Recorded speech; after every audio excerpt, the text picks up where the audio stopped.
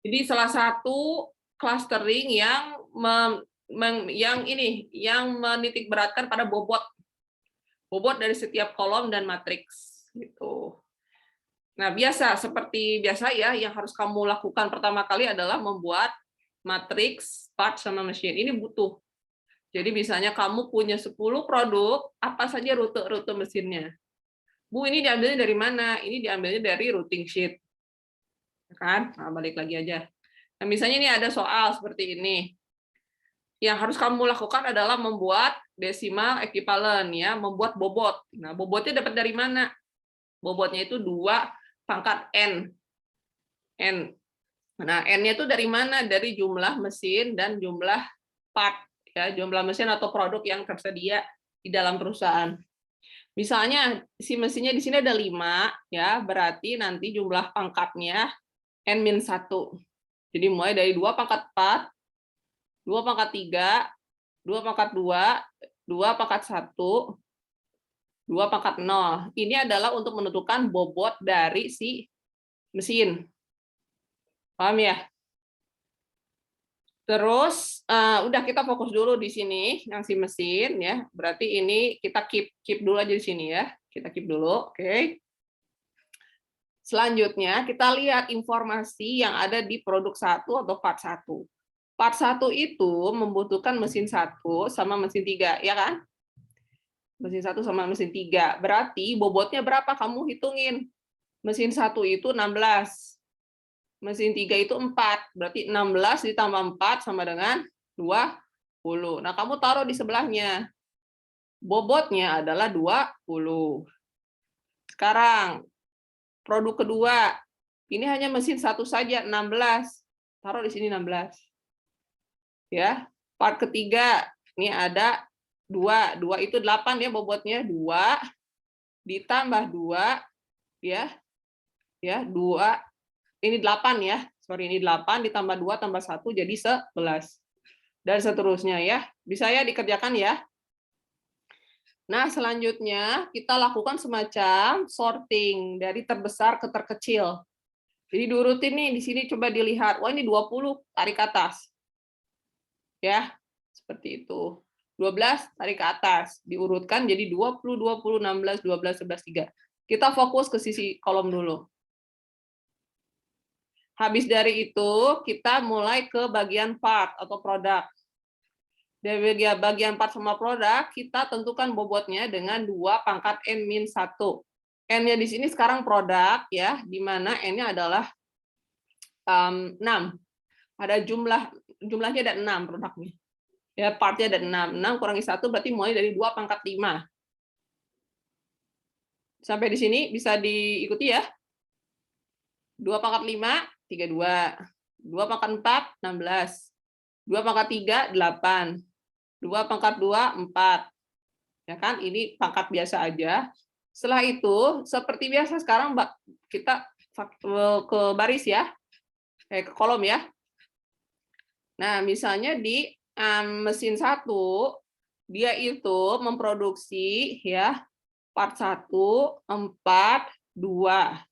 Nah, kita jumlahkan bobotnya, berarti 32 tambah 16 tambah 8, dapat 56. Misalnya mesin 2, ya, dia memproduksi ya part 5 sama 3. Ya kan? Berarti 4 ditambah 2, taruhlah 6 di sini. Begitu, dan seterusnya silakan diisi bobotnya dengan cara yang sama sehingga didapatkan begini. Ya. Seperti biasa kita urutkan ya. Urutannya dari ya, kita ubah posisinya menyesuaikan urutan desimal equivalent, oke. 56, 52, 6, 33, oke. Oke. Nah, karena di sini terjadi perubahan ya, maka kita harus lakukan iterasi kedua ya. Seperti itu. Jadi karena terjadi perubahan posisi, kita ulangi step yang pertama. Maksudnya perubahan itu apa ini? Yang awalnya posisinya di sini nih. Kan tadi 20, 20, ini udah diurutin. Nah ini kan awalnya 20, 16. Wah, ini harus naik ke atas. Kalau kita harus melakukan perubahan posisi, tandanya iterasinya belum selesai. Gitu. Nah, seperti ini juga ya. Wah, kita lakukan sorting dari terbesar ke terkecil. Berarti ini kan geser ya. Berarti ada perubahan posisi. Berarti ini belum selesai. Iterasi kita belum selesai, teman-teman. Nah, apa yang kamu lakukan? Buat lagi dengan langkah yang sama ya. Gitu. Caranya bagaimana? Misalnya ini part 1. Karena ini kan posisinya berubah. Otomatis bobotnya juga berubah. Ya. Jadi part 1 butuh apa saja di sini ya. Part 1 tuh ada 16 sama 8 ya. 16 tambah 8 24. Terus ini 16 tambah 8 24 gitu ya. Itu kita menghitung nilai bobotnya kembali. Terus dilihat ada perubahan posisi enggak? Oh, ini udah ngurut gitu.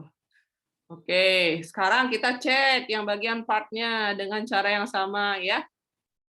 Dengan cara yang sama gitu. Kita lihat di sini. Ya, dengan cara yang sama kita lihat di sini ya. Oke. Wah, kayaknya kalau dilihat-lihat ini sebenarnya sudah membentuk suatu pola sih sebenarnya. Ya enggak? Ada suatu pola.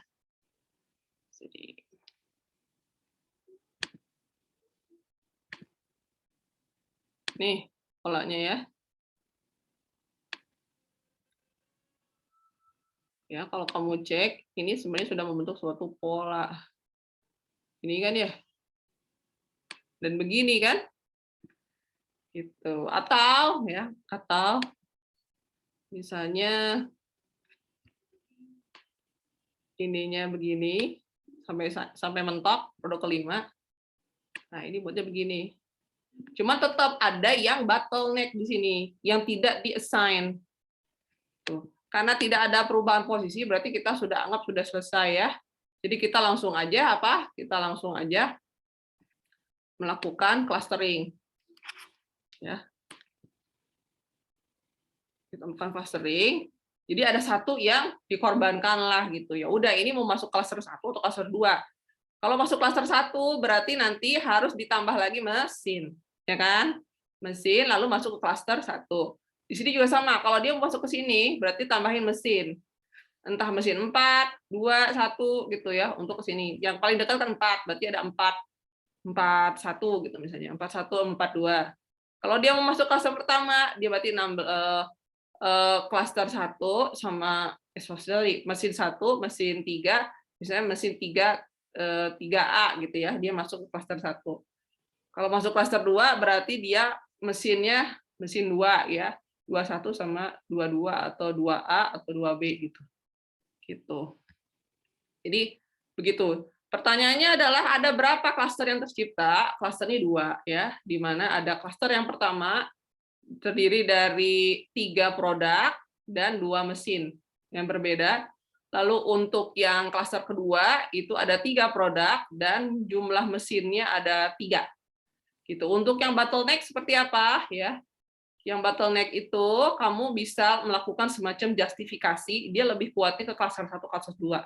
Ya, dengan 3 opsi yang sudah saya jelaskan sebelumnya, bisa outsource, bisa duplikasi mesin, bisa menyederhanakan kembali, mendesain ulang dari si produk tersebut.